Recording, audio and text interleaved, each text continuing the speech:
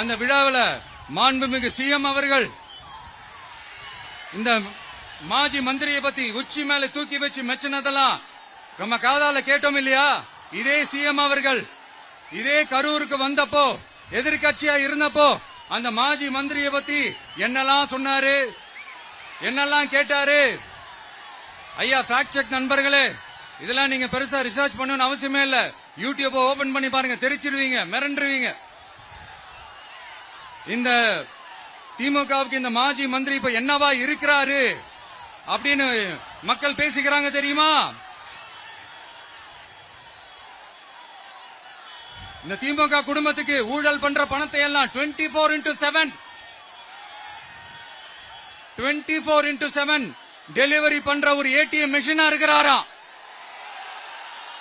அப்படின்னு நான் சொல்லுங்க, ஊருக்குள்ள பேசிக்கிறாங்க. சரி, இங்க ஓகே. இன்னொரு முக்கியமான விஷயம், இங்க போலீஸ் பாதுகாப்புலாம் இருக்கா இல்லையா? போலீஸோட கைகள்லாம் கட்டப்பட்டிருக்குன்னு நினைக்கிறேன். போலீசார் மக்கள் தான் சார் எஜமானர்கள். மக்களுக்காக மட்டும்தான் பயப்படணும், வேற யாருக்காகவும் பயப்படணும்னு அவசியமே கிடையாது. இன்னும் 6 மாசம் தான்.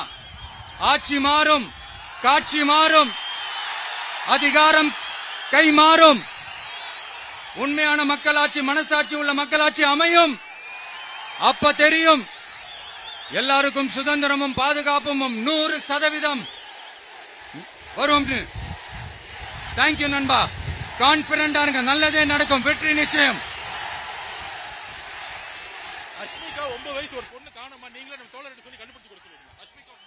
அஷ்மிகா 9 வயசுல ஒரு பொண்ணு காணுமா? தம்பிகளா கொஞ்சம் தேடி கண்டுபிடிச்சு கொடுத்துருங்க. Ashmika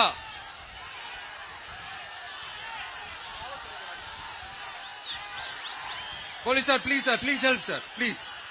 Thank you nanam, thank you, see you all, thank you. Confident ஆருங்க, நல்லதே நடக்கும், வெற்றி நிச்சயம். மீண்டும் சந்திக்கும் வரை நன்றி, வணக்கம்.